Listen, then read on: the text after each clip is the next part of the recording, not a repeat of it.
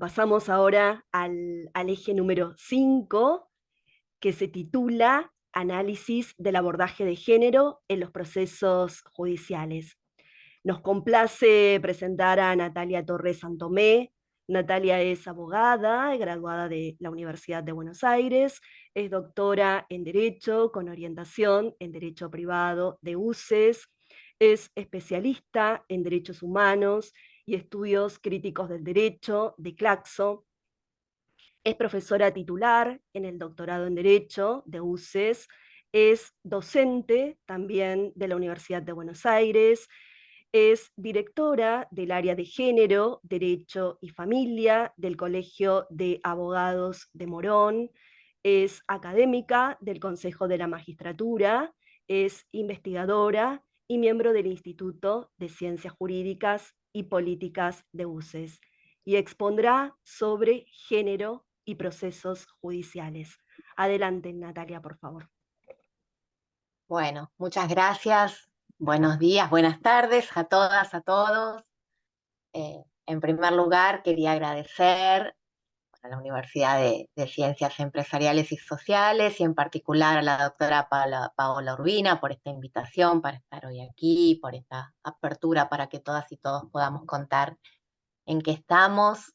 Veo muchos profesionales que han sido mis alumnas y mis alumnos exponiendo sus investigaciones. La verdad es que me alegra enormemente compartir este espacio con todos ustedes. Es además una alegría poder presentar los avances de esta investigación que venimos realizando con un equipo ya consolidado, un equipo de brillantes investigadoras que van a contarles también hoy este, respecto de este proyecto. El proyecto que estamos llevando adelante actualmente es la continuación de las investigaciones que iniciamos en el año 2020 relacionadas al género y al discurso. Aquel proyecto se llamaba El tratamiento de género en los medios de comunicación de Argentina desde una perspectiva jurídica, y analizábamos las noticias periodísticas indagando la existencia del sesgo de género en este discurso mediático. En cada uno de los bloques que trabajamos advertimos relaciones directas con fallos judiciales. Estas relaciones se daban en dos sentidos. O se tomaba los estereotipos y los mandatos de género que aparecían en el discurso mediático, se tomaban y se replicaban en los instrumentos judiciales, o al revés, se tomaban, pero para rechazarlos abiertamente. Bueno, frente a la existencia de esta relación, entonces nos propusimos indagar en este nuevo proyecto qué pasaba con los estereotipos y los mandatos de género en los procesos judiciales. Cuando comenzamos a trabajar, en las reuniones de equipo fuimos presentando el material, donde cada una de nosotras consideraba que se advertía un sesgo de género. Así revisamos normas, sentencias, material doctrinario, entrevistas a operadores judiciales, votos en particular, entre muchos otros documentos. Todo este material lo analizamos grupalmente y así fue que seleccionamos los bloques temáticos. Algunos de estos bloques temáticos son los que van a presentar hoy las investigadoras. En la búsqueda de todo este material, advertimos también la existencia de dos documentos en particular del estilo de buenas prácticas o de guías. Son documentos que exponen los lineamientos que deberían seguir los procesos judiciales en materia de género. Estos dos documentos siguen una línea que fue iniciada por la Suprema Corte de Justicia de México en nuestra región, que en el año 2015 emitió su protocolo para juzgar con perspectiva de género. Estos dos documentos a los que referimos son de la Corte Suprema de Justicia de la Nación y de la Suprema Corte de la Provincia de Buenos Aires. El primero de ellos es de la Corte Suprema, es del año 2023, y es un documento que se denomina Principios Generales de Actuación en casos de violencia doméstica contra las mujeres para la adecuada implementación de la Ley 26.485. Para quienes por ahí no tienen tan el número de una ley argentina, la ley 26485 es la ley de protección integral de las mujeres en los ámbitos donde desarrollan sus relaciones interpersonales. Bueno, este documento de la Corte Suprema funciona como una guía de buenas prácticas para los procesos judiciales. En el año 2024, este mismo año, hay un documento similar emitido por la Suprema Corte de la Provincia de Buenos Aires. Este tipo de instrumentos aspiran a orientar los procesos judiciales de acuerdo a los estándares y obligaciones que están asumidas por el Estado Nacional. Obligaciones que surgen, por supuesto, de la Convención para la Eliminación de todas las formas de discriminación contra la mujer y su protocolo facultativo, del que vamos a hablar un poquito, la Convención Interamericana para prevenir, erradicar y sancionar la violencia contra las mujeres, conocida como Belém do Pará, y la Convención Americana de Derechos Humanos. La Convención Americana de Derechos Humanos y la CEDAW, nosotros las tenemos además, Argentina las tiene además incorporadas en el 75, inciso 22 de la Constitución Nacional.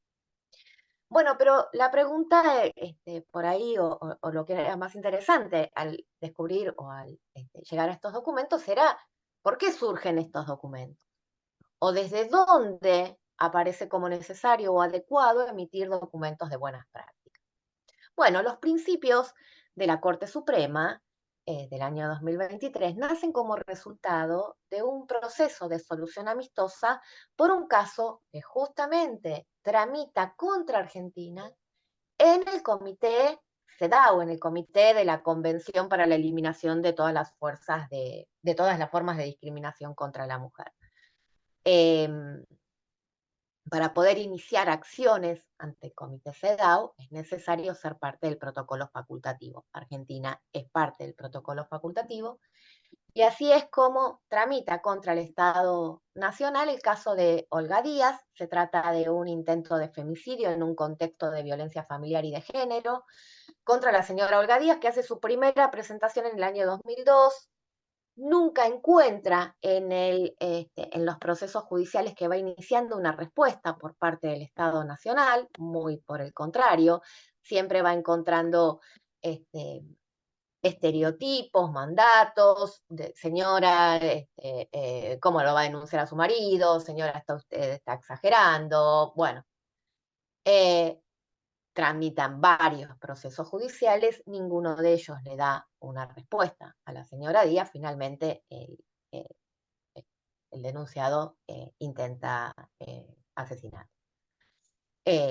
Así es como este caso llega al comité CEDAW y se resuelve mediante un acuerdo de solución amistosa. En este acuerdo de solución amistosa, uno de los puntos es la emisión de un documento de guía de buenas prácticas para los procesos judiciales. Es particularmente trascendente porque a partir de este caso el Estado asume, advierte además, pero asume que no se trata de una situación aislada lo vivido por Olga Díaz, sino que es una constante que aparece en los procesos judiciales y que debe abordarse en forma sistematizada. Igual es interesante e importante destacar que las sentencias anteriores de los tribunales superiores, de estos dos en particular, Corte Suprema y Suprema Corte, remarcan y señalan los rasgos, los sesgos de género que aparecen en las decisiones judiciales que les llegan a revisión. Permanentemente la Corte Nacional y la Corte de la provincia que yo estoy analizando remarcan y revierten aquellas sentencias que han tramitado con sesgo de género. Pero el hecho de esta función que llevan adelante los dos tribunales y la emisión de estos documentos da cuenta de la existencia de este problema a lo largo de los procesos judiciales. ¿No? Espérenme un minutito, ahí. La asunción que hace el propio Estado de estas falencias y que trata de resolver a través de una función pedagógica con los instrumentos de buenas prácticas, mucho más que a través de una función punitiva, pero que también la tiene a través de la función sancionatoria cuando revierte las sentencias e incluso cuando revisa las denuncias que se hacen contra los propios magistrados o magistradas en el Consejo de la Magistratura por haber emitido sentencias con sesgo de género. Toda esta forma de funcionar del Estado Nacional reafirma que existen estas prácticas a lo largo de los procesos judiciales. Con este proyecto nosotros queremos profundizar en estos espacios, ¿no? Partiendo de la existencia de estos instrumentos de buenas prácticas y revisando hasta dónde estos instrumentos efectivamente logran mejoras y también cuáles fueron las bases que llevaron a que se considerara necesario tener estos instrumentos de buenas prácticas. No quiero llevar más tiempo, sí quiero contar que toda esta investigación en los procesos judiciales está separada por bloques temáticos. Así que, bueno, a continuación voy a pasarle la palabra a las investigadoras de este proyecto que trabajan concretamente sobre cada uno de estos bloques. Bueno, muchas gracias. Muchísimas gracias a vos, Natalia, y a ver, las voy presentando, ¿sí? A quien sigue. A Romina, presentamos a Romina Gagia. Romina es abogada, graduada en la Universidad de Buenos Aires, es especialista en Derecho de Familia, también por UBA, es docente de UCES y también de UBA, es investigadora y miembro del Instituto de Ciencias Jurídicas y Políticas de UCES, y abordará precisamente los discursos jurídicos y el falso SAP. Adelante, Romina, por favor. Bueno, muchas gracias. Buenas tardes a todos y a todas. Gracias, Paola, por la invitación. Gracias, Natalia, por introducir en nuestra investigación en esta jornada. Como dijo bien la doctora, nosotros somos parte de un grupo de investigación que ya analizamos el discurso de género en los medios de comunicación y ahora nos estamos centrando en el discurso de género en distintas piezas procesales.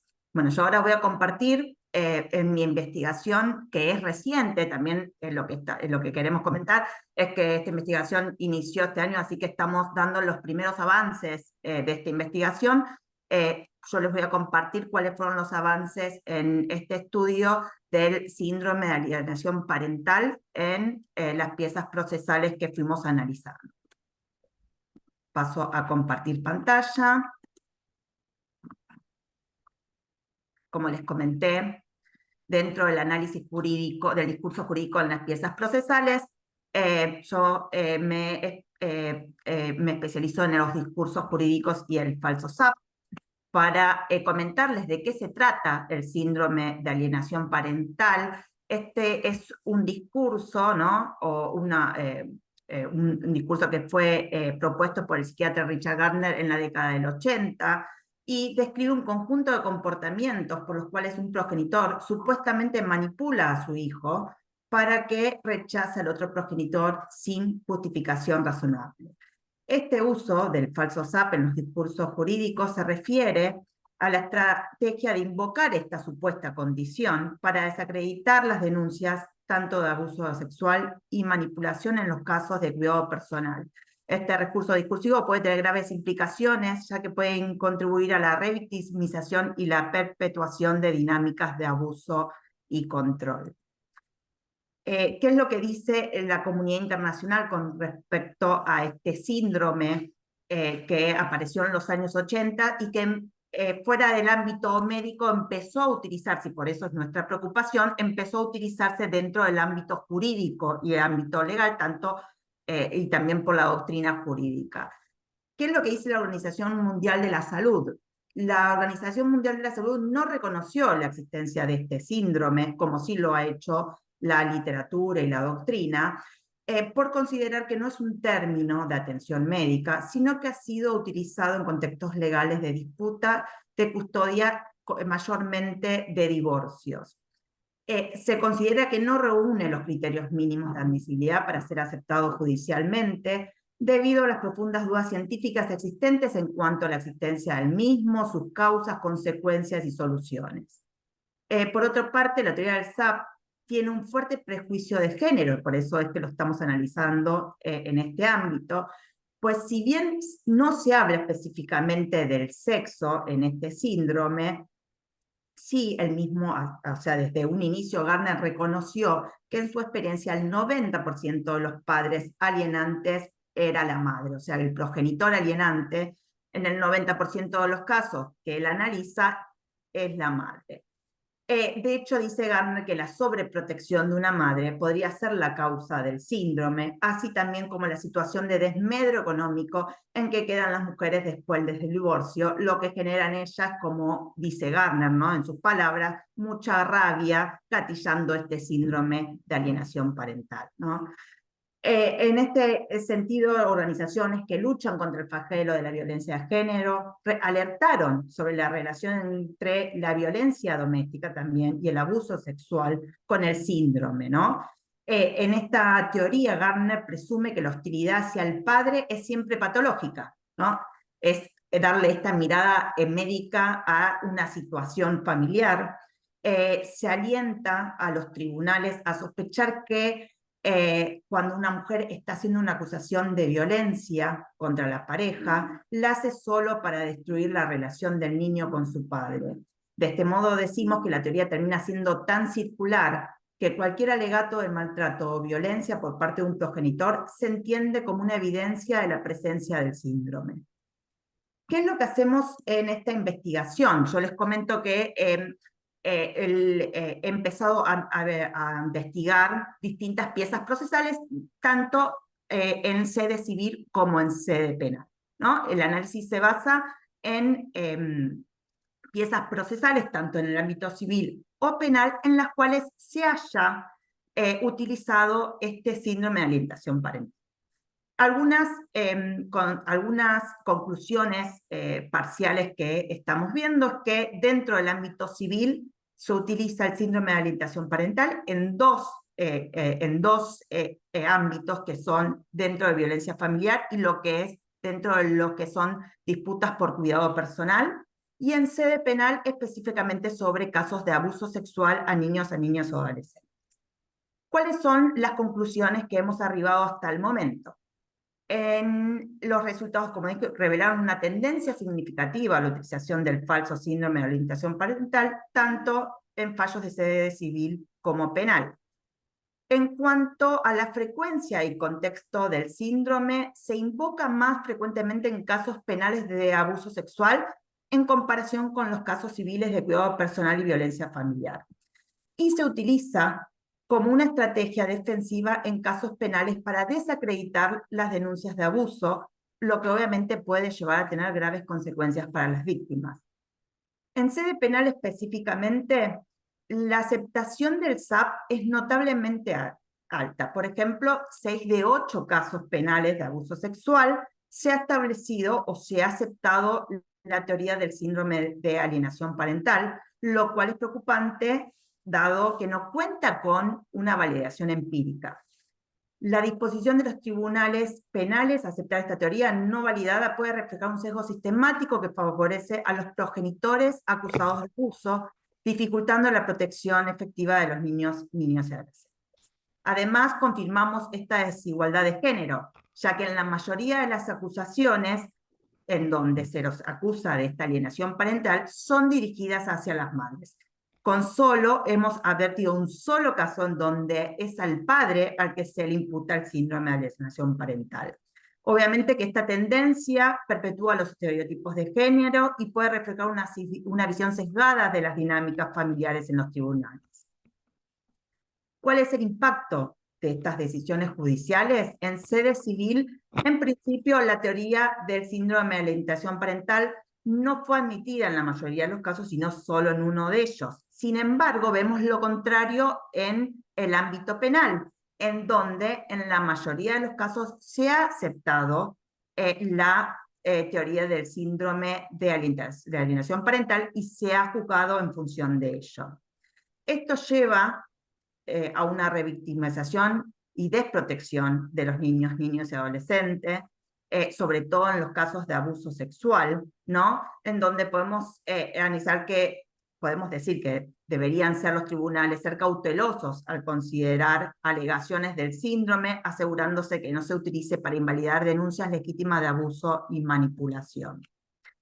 Por último, lo que podemos decir que llegamos a la conclusión de que el síndrome puede ser empleado como una herramienta de poder y control en las dinámicas de relaciones abusivas.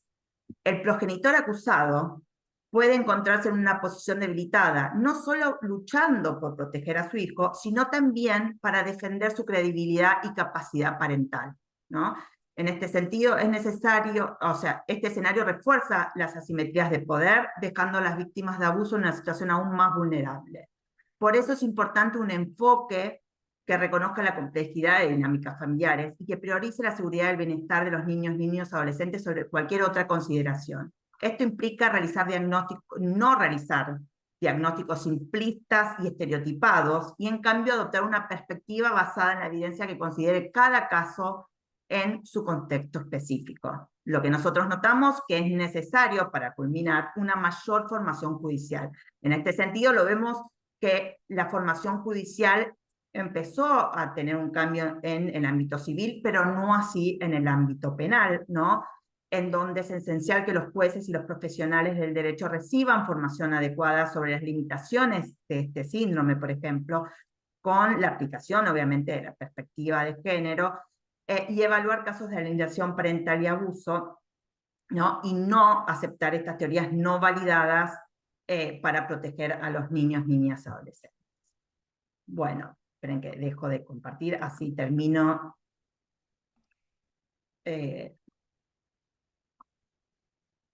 Muchísimas gracias, Romina. Bueno, sí, lo que quería explicar que son avances, ¿no?, de la investigación que vamos a seguir realizando, pero ya pudimos llegar a estas breves conclusiones con respecto a este tema. Así que bueno, les agradezco a todos y a todos por la atención. Muchas gracias.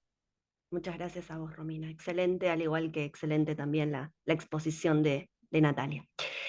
Bueno, a continuación entonces presentamos a Vanessa Pérez. Vanessa es abogada, graduada en UCES, es técnica superior en psicología social de la Escuela de Psicología Social de la Patagonia, es diplomada en prácticas de litigación oral en el sistema acusatorio adversarial, diplomada también en actualización en el sistema de protección integral de los derechos de niñas, niñas y adolescentes, en perspectiva de géneros y diversidad, en derechos humanos, políticas especiales y participación popular de la Defensoría del Pueblo de la Ciudad Autónoma de Buenos Aires, también en abordaje integral de los consumos problemáticos.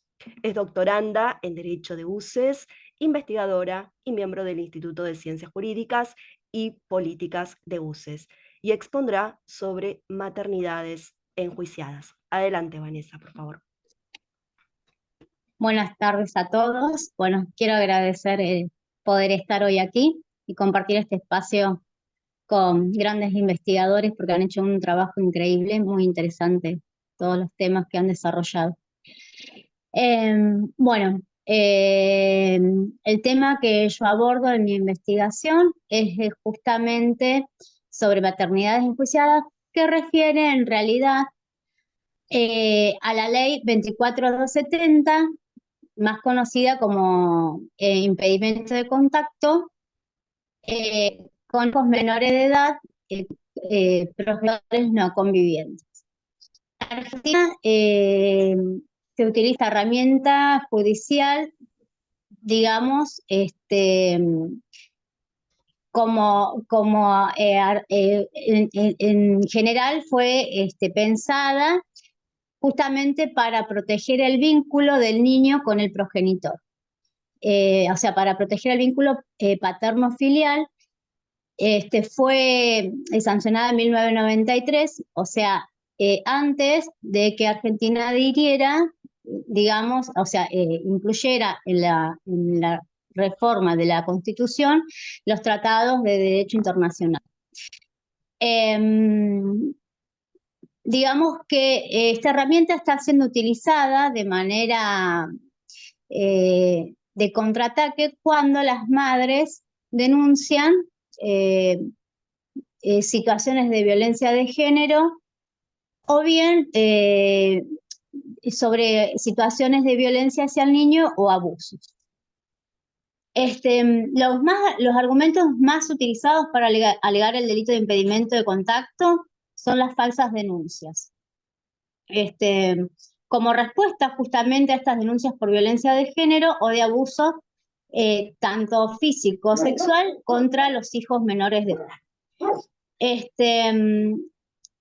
Además, como ya explicó mi compañera la doctora Romina Gaia, el síndrome de alienación parental y otra teoría es la implementación de recuerdos o síndrome de falsas memorias, que refiere justamente a que la madre induce recuerdos falsos al niño sobre situaciones de abuso.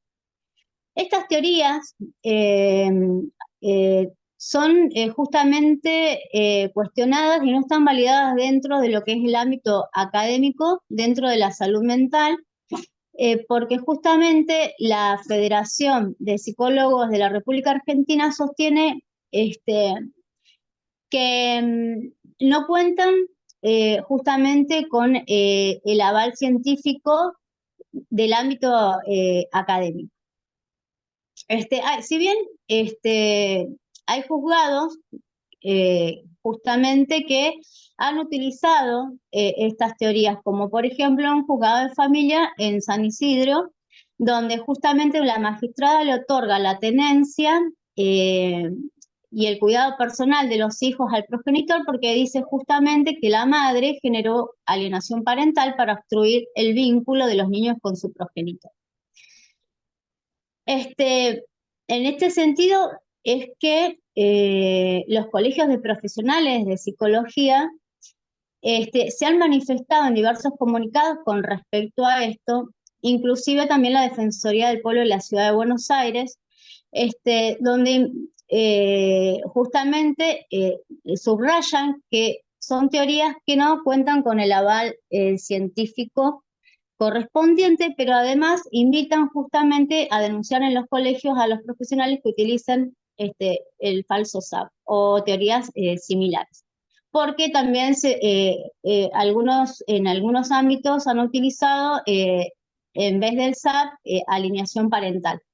Pero refiere justamente a lo mismo, en que es la madre la que en palabras simples le lava la cabeza al niño.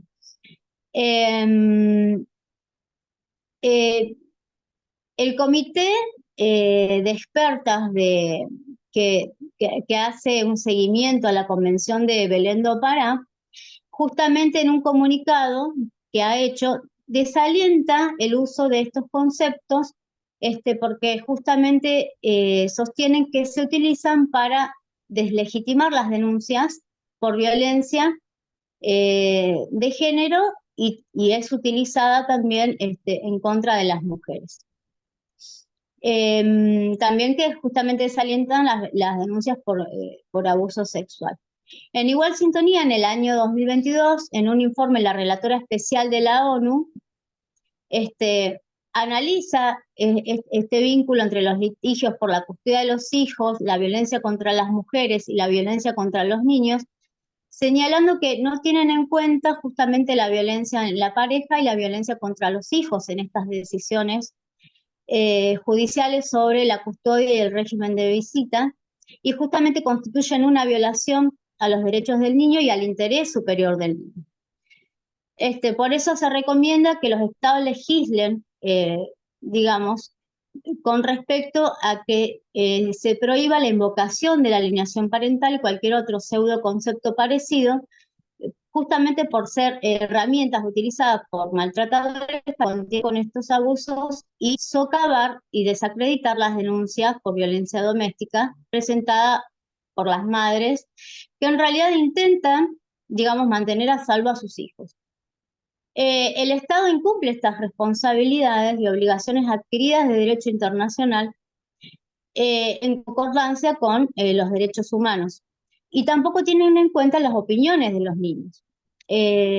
Nuestro país adhiere al principio de igualdad y no discriminación justamente porque está adherida a tratados internacionales en cuestiones de género que están reconocidas en nuestra Constitución.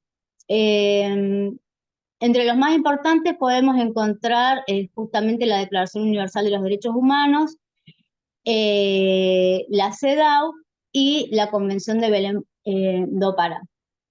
El sistema jurídico argentino en realidad está obligado a juzgar justamente con perspectiva de género y es obligatorio justamente por esto, porque adhiere a tratados internacionales que incorporan y reconocen que no existe igualdad en razón de género. Las perspectivas de género, dice, en este sentido, no es otra cosa que reafirmar la obligación de los jueces y juezas de aplicar las normas que forman parte del sistema. De las piezas procesales que he analizado, fallos tanto en el fuero de familia como en el fuero penal, justamente se observa que la norma busca en realidad restaurar el vínculo de los hijos menores con progenitores no convivientes de manera forzosa muchas veces, que se utiliza justamente como una herramienta de contraataque para criminalizar a las madres que buscan justamente proteger a sus hijos de los progenitores abusadores o violentos. Y en muchos de estos casos, de estos fallos, se han encontrado que existían denuncias previas, ¿sí?, de violencia de género o de violencia intrafamiliar. También se han formado registros en provincias como Río Negro, Mendoza, Santa Cruz y Salta de obstructores de vínculos, pero a la hora de poder recabar información, por ejemplo, al ingresar al registro de la provincia de Río Negro, se observan que hay 7 mujeres dentro de ese registro y tan solo un hombre. Estamos hablando que en el ámbito penal esta denuncia por impedimento de contacto prevé pena de prisión. Entonces nos encontramos con que esto nos viene a traer como duda si realmente protege el interés superior del niño, cuando en realidad se ve afectado justamente el bien tutelado que dice proteger, porque se busca que el niño tenga un vínculo con un progenitor, pero en la teoría se lo priva del otro progenitor. ¿Por qué? Porque muchas madres terminan perdiendo la tenencia de sus hijos y le trae otras consecuencias, como por ejemplo que a nivel laboral, si cuentan con antecedentes, no pueden ejercer, por ejemplo, cargos en la docencia. Trae una serie de consecuencias. Con respecto a qué soluciones se pueden brindar a este tipo de conflictos, hay juezas que justamente manifiestan que en realidad el ámbito para resolver este tipo de cuestiones no es el penal, sino el fuero de familia, porque posee mayores herramientas. Y que el derecho penal, o sea, el ámbito penal debe ser utilizado como última ratio. El método es un diseño de investigación no experimental transversal y de alcance descriptivo, donde hemos realizado la recolección y análisis de fuentes primarias, como también de secundarias, o sea, en libros, revistas especializadas de derecho y el análisis de fallos. Con respecto bueno, a la discusión y las conclusiones, justamente la paradoja radica en que el delito de impedimento de contacto se presenta al momento de criminalizar este tipo de conflictos paterno-filial y, bueno, se busca restaurar el vínculo con el progenitor no conviviente, pero privando a su vez al niño del otro progenitor, lo que termina en realidad perjudicando tajantemente el derecho del niño, niña o adolescente. Además de que justamente nuestro país está obligado a fallar con perspectiva de género. O sea, no es una opción, sino que es una obligación del Estado. Por otro lado, abordar el delito de impedimento de contacto desde la perspectiva de género implica evaluar la situación en contexto, es decir, tener en cuenta esto de las denuncias previas. Y prevenir y sancionar y erradicar la violencia en todas sus formas con un enfoque de los derechos humanos, justamente porque los estados están obligados. Por lo tanto, toda sentencia debe evaluarse, analizarse y apreciarse con perspectiva de género bajo los lineamientos contenidos en la legislación nacional e internacional,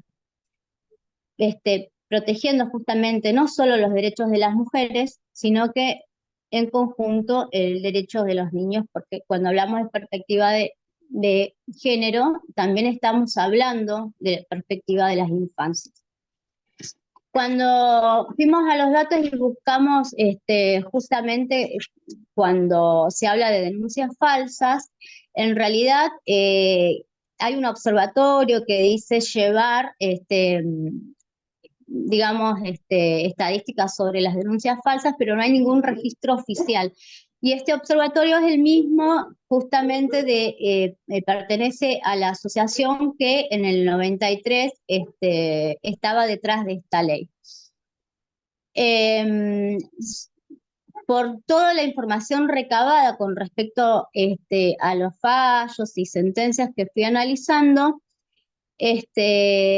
y con respecto a los informes que se pueden recabar, digamos, en los ministerios públicos fiscales, las denuncias falsas en realidad por violencia de género son ínfimas. Pero además, según el Registro Nacional, digamos, de Femicidios de la Corte Suprema, en el año 2023 hubieron 272 víctimas fatales, y solamente 55 habían denunciado previamente a sus agresores. O sea que esto da cuenta que hay muchas víctimas en realidad de violencia de género que no denuncian.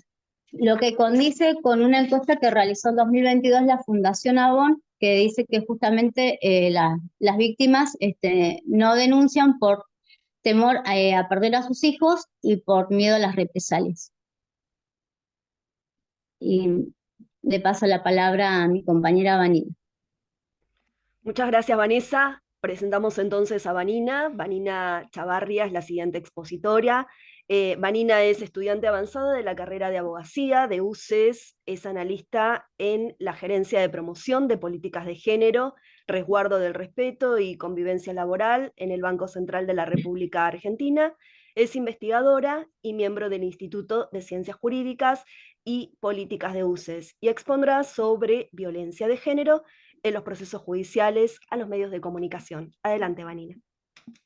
Muchas gracias, Paola, y a todas las personas que están presentes. Bueno, yo voy a empezar con una incógnita y voy a tratar de ser lo más resumida posible. La incógnita que les voy a compartir es cómo se abordan los medios de comunicaciones algunos de los hechos de violencia de género. Nosotras, como investigadoras, en la primera investigación que llevamos adelante, que era el tratamiento de género en los medios de comunicación, en Argentina, desde una perspectiva jurídica, analizamos esto, ¿no? Cuando los procesos judiciales toman notoriedad pública a través de los medios de comunicación, se estructuran en discursos que gozan de legitimidad, credibilidad y se toman muchas veces como verdades absolutas. ¿Por qué es importante proceder al análisis de las narrativas que se desarrollan en los medios de comunicación, en las notas periodísticas? Porque nos van a permitir visualizar cómo se masifican de manera inconsciente o no tan inconsciente en los medios de comunicación determinados estereotipos.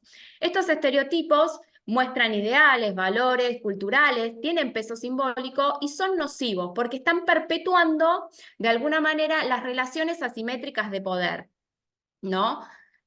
Muchas veces los medios de comunicación establecen realidades que no son concordantes con los derechos, principios, valores, garantías que son reconocidos por nuestro marco jurídico nacional y nuestro marco jurídico internacional. Entonces, me voy a focalizar brevemente en el artículo 5º de la Ley 26.485 que habla sobre la violencia simbólica. Textuales palabras dice que la violencia simbólica es la que a través de patrones estereotipados, mensajes, valores, íconos o signos transmite y reproduzca dominación, desigualdad y discriminación en las relaciones sociales, naturalizando la subordinación de la mujer, ¿no? Dicho esto, nosotras como investigadoras lo que notamos es que muchas veces en las notas periodísticas tienen una estructura discursiva que, por ejemplo, se sobrepondera el entorno de la víctima. ¿Qué significa esto? Que se habla del entorno de la víctima, se muestran, se divulgan imágenes, datos, información, los medios de comunicación muchas veces generan una intromisión en la intimidad de estas víctimas, viralizan la información y de alguna manera invitan a realizar algún juicio de valor con el deber ser, generan a veces en esos discursos rechazo o empatías con las víctimas, como por ejemplo fue el caso de Melina Romero o de Ángeles Rawson. Por otro lado, lo que también nosotras pudimos visualizar fue una conceptualización que se utilizaba para los crímenes que se cometían contra las mujeres en manos de varones, se utilizaba la denominación de crímenes pasionales, ¿no? Entonces, con esa conceptualización, de alguna manera se evocaba primero una relación sexoafectiva entre el varón y la mujer, ¿no? Hablaba de cómo la mató porque la amaba, ¿no? Se mete en la privacidad de la mujer, se metían en la intimidad de la mujer, cosa que fue modificándose a lo largo de los años, por ejemplo, a nivel nacional, con la introducción del concepto de femicidio a través de la ley 26.791, que se modifica el artículo 80 del Código Penal, ¿no? Entonces vamos de alguna manera buscando conceptualizaciones más adecuadas a la realidad en donde se visibiliza la violencia contra la mujer y se van sacando estas conceptualizaciones que eran agravantes, como era este crimen pasional, ¿no? Que lo pudimos ver en el caso de Nora Dalmazo. Más que debate, lo que voy a cerrar es compartiendo una reflexión, ¿no? Nosotras como investigadoras, si bien llevamos adelante muchos años de investigación y vamos a seguir continuando en este segundo proyecto, sí puedo decir que muchas veces los procesos judiciales, cuando abordan los hechos de violencia de género, tienen conceptos y tecnicismos jurídicos, que cuando estos hechos son abordados, tomados desde los medios de comunicación, cuando se masifican, terminan desvirtuando la realidad. Entonces, ¿qué es a lo que quiero invitar? Es que tengamos una visión más empática, que incorporemos un análisis desde una perspectiva de género para de alguna manera lograr poder crear una realidad y un discurso en los medios de comunicación más realista con la actualidad y no tan sesgada por tantos prejuicios que ya no son concordantes con la realidad actual. Muchas gracias por todo. Muchísimas gracias a vos, Vanina, y muchísimas gracias a Natalia, Romina, Vanessa y obviamente a Vanina nuevamente por sus excelentes exposiciones. Bueno, sin más, agradecer a la Universidad de Ciencias Empresariales y Sociales, a la Facultad de Ciencias Jurídicas y Políticas, al Departamento de Posgrados, al Departamento de Investigación por el espacio, ¿sí? Y la oportunidad. Agradecer a cada uno de los expositores y expositoras que han participado en esta 7ª jornada de investigación en Derecho.